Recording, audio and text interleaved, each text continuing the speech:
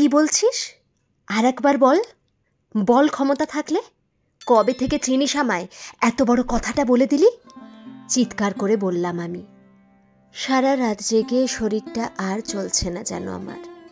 চোখের কাজল ঘেটে চোখময় হয়েছে, মেকআপ গলে লেপটে আছে সারা মুখে, চুলের বেনি খুলে একাকার। রাগে কাঁপছি আমি। নিজেকে ঠিক করতে করতে বলল, কি বলবো তোকে এটা ছাড়া? বলেই মুখের ওপর ছুঁড়ে দিল টাকাগুলো। গুনে নিস, নষ্ট মেয়ে একটা। বলেই এক রাশ ঘৃণা মাখা চোখে একবার আমায় দেখে বেরিয়ে গেল। হাউ হাউ করে কেঁদে ফেললাম আমি। আমার দাদু স্বাধীনতা আন্দোলনে ছিলেন, বাবা আমার মাস্টার মশাই, মায়ের মুখেই আমার জানা নেতাজি বিবেকানন্দর গল্প। আর ঠাকুমাই তো রোজ দুপুরবেলা করে গীতা পড়ে শোনাতো। কত হবে তখন আমার, 6 কি 7? মা, বাবা, ঠাকুমা, দাদু কখনো গায়ে আঁচটুকু লাগতে দিত না। সেই মেয়েকে নষ্ট মেয়ে বলা!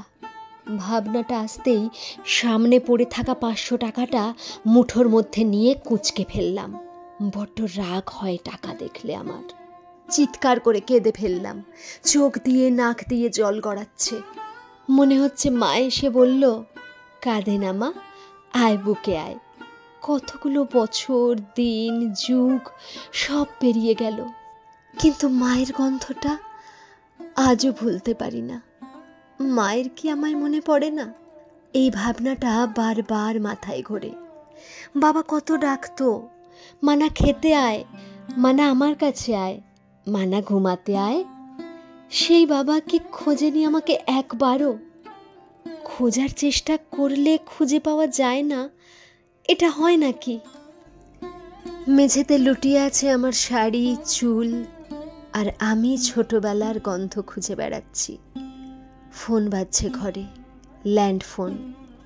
আমার মোবাইল নেই, দেওয়া হয়নি। অনেকে অবশ্য লুকিয়ে কিনেছে, কিন্তু আমার ইচ্ছে হয়নি। কার জন্য কিনবো, কার সাথে কথা বলবো? ফোনটা বেজে বেজে থেমে গেল। স্বস্তি পেলাম, কিন্তু হলে কি হবে, আবার বাজবে। ঠিক তাই, বেজে উঠল ফোনটা আবার। জানি এড়িয়ে বাঁচতে পারবো না। কোনো রকমে উঠে ফোনটা ধরতেই ওপাশ থেকে, হ্যালো। আমি হুম বলতেই সরু গলায় বলল, চলে গেছে? আমি আবার হুম বললাম। টাকা বুঝে নিয়েছিস তো? ওপাশ থেকে কথাটা শুনেই বুকটা কেঁপে উঠল। টাকাটা ঠিক দিয়েছে তো? এর আগে এরকম অনেকবার হয়েছে আমার। এরকম আচরণে আমি এতটাই বিগড়ে যাই যে এভাবে টাকাটা ছুঁড়ে দিয়েই চলে যায়। সত্যি তো, আমার রাগ অভিমান ওরা দেখবে কেন? মস্ত বড় লোক তারা, আমি তাদের না বউ না প্রেমিকা। আমার রাগ ওরা দেখবে কেন? কি রে, শুনতে পাচ্ছিস না? টাকা গুনে নিলি? ফোনের গলায় এবার ধমক। আমি তাড়াতাড়ি ফোনটা রেখে মেঝে থেকে কুড়িয়ে নিলাম টাকাগুলো। সব 500 টাকার নোট পরপর সাজিয়ে গুনে নিলাম। একদম ঠিক আছে। লোকটার প্রতি কৃতজ্ঞতায় মন ভরে গেল। এর আগে অনেকে এমন করেছে, কম টাকা দিয়ে চলে গেছে, তাতে কম অত্যাচার। আমি তাড়াতাড়ি গিয়ে ফোন করলাম। উমা ধরতেই বললাম, টাকা ঠিক আছে। উমা খুশি হয়ে বলল, বাঁচালি, তোকে নিয়ে বড্ড চিন্তা। প্রতিবার কি যে করিস, তোর নামে নালিশ করে যায়। আজও করলো? আমি জিজ্ঞেস করতেই বলল, না, তবে খাতায় দেখলাম তোর নামে প্রশংসা করেছে অনেক। উমার কথায় অবাক হলাম আমি। প্রশংসা? আমি তোর হাতে জোরে কামড়ে দিয়েছিলাম। যাওয়ার সময় কত কিছু বলল, নোংরা মেয়ে, অসভ্য মেয়ে। শোন, তুই রেস্ট নে, পিসি বলল আবার দুপুরে তোর ডিউটি। আমি চুপ করে আছি দেখে উমা বলল, গৌরী শুনতে পাচ্ছিস? আমি হুঁ বললাম, কিন্তু মন জুড়ে একটা ভালো লাগা ঘিরে ধরেছে। এত মারলাম, তাও লোকটা প্রশংসা করলো, সব টাকা দিয়ে গেল।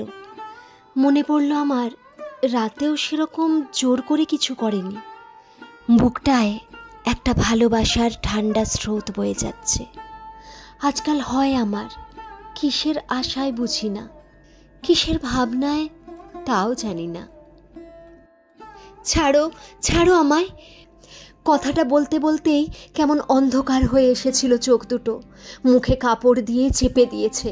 চারিদিকে মেলার গান বাজছে। গাজনের মেলায় দাদুর সাথে বেড়াতে গিয়েছিলাম। কে বা কারা করলো জানি না। মিশমিশে কালো ছিল লোকটা, নমিতাদের কালো শার্টটার মতো চকচকে গা। ভাবলেই আজও আঁতকে উঠি আমি। একটা মুহূর্ত দাদুর থেকে আলাদা করেছিল আমায়, বাবার থেকে, মায়ের থেকে, সবার থেকে। একটা বাড়িতে বেশ কিছুদিন আটকে রেখেছিল আমায়। আমি জানলার দিকে তাকিয়ে কাঁদতাম। এই বুঝি ভাবা এলো। দাদুর না হয় বয়স হয়েছিল, ঠাকুমাও বুড়ি, মায়ের তখন মস্ত পেট। সবাই বলতো মানা তোর ভাই হবে। আজ বুঝি ওকে খোঁজার আর দরকার হয়নি বাবার, কারণ আমার যাওয়ার কিছুদিনের মধ্যেই হয়তো ভাই চলে এসেছিল। ভাবনাটা আসতেই আমার কান্না পেয়ে যাচ্ছে আবার। আয়নার সামনে এসে দাঁড়ালাম। নিজের দিকে তাকালেই কেমন মায়ের মুখটা দেখতে পাই। ঠাকুমা বলতো, পুরো মা মুখ। মা মুখের মেয়েরা সুখী হয় না। কাপড় দিয়ে ঘষে ঘষে চোখের কাজল, লিপস্টিক সব তুলতে লাগলাম। গায়ের জোরে তুলছি আমি। বুঝলাম খুব রাগ আমার নিজের ওপর। খুব জোরে ঘষেও এই রাগ যাবে না। কত ছোট্ট বয়সে আমাকে চুরি করে নিয়ে এসেছিল। কত হাত ঘুরেছি, এ হাত সে হাত, শেষে এই পিসি। খুব চেষ্টা করেছিলাম পালাতে, কিন্তু পারিনি। ধরা পড়ে কম মার খেতে হয়েছে। তারপর যখন একদিন এই বাড়ির অন্ধকারে ঢুকিয়ে দিল আমায়, তখন সদ্য শরীরে শিহরণ জাগতে শুরু করেছে। আমার নামকরণ হলো গৌরী। আমি মানা, মিনতি এসব নাম ভুলেই গেলাম। আমি এখন গৌরী। আমাদের মাটিতেই মা দুর্গা তৈরি হয়, তাই পিসি আমাদের সবার নাম মায়ের নামে রেখেছিলেন। এখানে এসে বেশ কিছুদিন আমার ট্রেনিং চলেছিল। আয়নায় তাকিয়ে দেখলাম ভারী চেহারার এই গৌরী এখন পাক্কা ব্যবসাদার।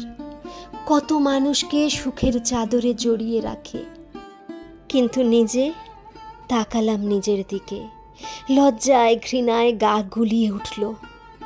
রোজ রাতে ভাবি কাল সকাল থেকে আর এই কাজ করব না, পালাবো। লোকজনকে জিজ্ঞেস করে পৌঁছে যাব বীরগ্রামে। কিন্তু কেন যাব? কার কাছে যাব? গিয়ে কি বলবো? আমি কি করি? এই প্রশ্নগুলো মনে আসতেই আর পারি না। প্রশ্নগুলো আসতেই আবার নোংরা লাগছে শরীরটাকে। জলের প্রয়োজন, সাবানের প্রয়োজন। ঘষে ঘষে তুলতে হবে রাতের কালিমা। চলে গেলাম বাথরুমে। উঁচু কলের নিচে বসে রইলাম। ঠান্ডা জলে মনটাকে শান্ত করলাম। তোর নামে প্রশংসা করেছে, বারবার কথাটা কানে ভাসছে। আচ্ছা, ওনাকে তো ফোন করতে পারি, বলতে পারি আমি বেরোতে চাই। ঠান্ডা জলের সাথে ভাবনাটা মিশে শান্ত করলো আমার মনটা। করব, একটা চেষ্টা করব ভেবেই তাড়াতাড়ি স্নান সেরে বেরিয়ে এলাম। এবার আমি শুদ্ধ। ছোট্ট করে ঠাকুর পেতেছি ঘরে। সবাই বলে ঠাকুর নেই, কিন্তু আমি জানি আছে। যদিও পক্ষের কোনো প্রমাণ নেই, কিন্তু তাও আমি ভাবি আমার কেউ আছে। দেশলাই জ্বালিয়ে ধূপ জ্বালালাম। দুর্গা মা, এই মাকেই পুজো করতো মা, তাই এনার মধ্যেই মাকে খুঁজি। ধূপ দেখাতে দেখাতেই মাকে বললাম, আমায় বেরোনোর পথ দেখাও। যতবার বলছি কালকের লোকটার মুখটা মনে পড়ছে। ওই লোকগুলো খারাপ ছিল যারা আমার দাদুর থেকে সেদিন ছিনিয়ে নিয়ে গেছিল। ওই লোকগুলো খারাপ যারা বাড়িতে আটকে রেখেছিল। ওই লোকগুলো খারাপ যারা ছোটবেলায় আমার শরীরে হাত দিয়েছিল। বাবা খারাপ, দাদু খারাপ, ওরা কেউ আমাকে খোঁজেনি। তারপর যারা আমার কাছে এসেছে খারাপ, সব খারাপ। ভালো হলে কেউ খারাপ মেয়ের কাছে আসে? খারাপ ভাবনাটা আসতেই কেঁদে ফেললাম। না, আর কান্না না, ফোন করি, লোকটাকে সব বলি, ক্ষমা চাই। খুব জোরে হাতটা কামড়ে দিয়েছিলাম, বিষিয়ে গেছে বোধহয়। আজকাল এরকমই হয় আমার, সব শেষে বড্ড রাগ হয়, আর তার জেরেই। না, একবার ফোন করব। পুজো করতে করতেই ভাবলাম। তাড়াতাড়ি পুজো শেষ করে ল্যান্ডফোনের সামনে গেলাম। ওখানেই রাখা চিরকুটটা, যেটাতে উমা ফোন নাম্বার লিখে দিয়েছিল। আজকাল এইটুকুর অনুমতি পেয়েছি আমরা। তাড়াতাড়ি ফোনটা তুলেই নম্বর ডায়াল করলাম। কেটে গেল। বারবার তাই হচ্ছে। আবার মেলালাম, কিন্তু একই, আমাকে ব্লক করেছে বোধহয়। সত্যি তো, নোংরা মেয়ের সাথে কিসের যোগাযোগ? ভাবনাটা আসতেই রাগে দুঃখে রিসিভারটা ছুঁড়ে মারলাম। দেখলাম নিচে ঝুলছে ওটা। কাঁদতে থাকলাম আবার। হঠাৎ দরজায় ধাক্কা, খুব জোরে। তাড়াতাড়ি গিয়ে খুলে দিতেই দেখি পিসি। দে টাকাগুলো। আমি গ্লাস দিয়ে চেপে রাখা টাকাগুলো দিয়ে দিলাম পিসিকে। পিসি মুখ থেকে থুতু দিয়ে গুনে নিয়ে বলল, খেয়ে রেডি হয়ে নে, আসছে আর একজন। কোমর দুলিয়ে চলে গেল অন্নপূর্ণা। আমি আয়নার সামনে দাঁড়ালাম। সাজবিহীন একটা মুখ। মুখটা কার মতো যেন লাগছে আমার একটা। মূর্তিটার মতো কি? পিতলের দুর্গা মূর্তি। দুর্গাই তো। আমিই তো গৌরী। আমার পায়ের মাটি দিয়েই তো মা তৈরি হয়। আমি দুর্গা। আমি নোংরা নই, আমি গৌরী, মায়ের রূপ। মেয়ের বংশ, মায়ের রূপ। আমি নোংরা হতে পারি না। কাজলটা এনে মোটা করে পড়লাম। পাশে ছোট্ট টেপটায়, যেটায় এই সময় ঠাকুরের গান চালাই, সেখানে বাজছে, জাগো তুমি জাগো,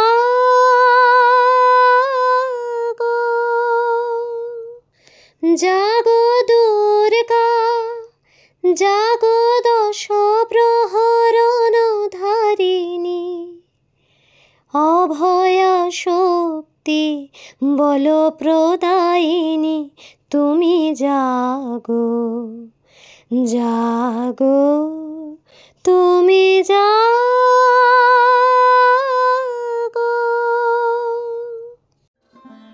না, আর বেরোতে পারেনি গৌরী। ওখান থেকে বেরোনো অত সহজ নয়। যদিও সম্ভব হয়, সমাজের চোখে গৌরীদের নাম হয় মন্দ মেয়ে।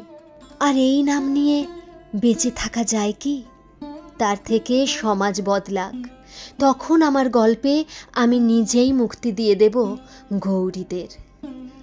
মেয়েদের এই দুঃসময়ে একটা মন্দ মেয়ের গল্প। অনেক কিছুই এমনি এমনি হয় না, পরিস্থিতি হতে শেখায়। আর সবাই খারাপও হয় না। তাই বিশ্বাস, আশা এগুলো ছাড়া যাবে না। মনে বিশ্বাস রেখে এগিয়ে যেতে হবে। কারণ মেয়ে মানে মা দুর্গারই অংশ, দেবীর রূপ। আর দেবীকে সৃষ্টি করেছেন দেবতারাই। সুতরাং সব ভালো হবে। গল্পটা কেমন লাগলো একটা কমেন্ট করে কিন্তু জানাতে ভুলবেন না। আর যদি ভালো লেগে থাকে তাহলে প্লিজ একটা লাইক করে দেবেন। আর এই চ্যানেলে যারা নতুন, তারা চ্যানেলটাকে সাবস্ক্রাইব করে আমাদের পাশে থাকবেন প্লিজ। ধন্যবাদ।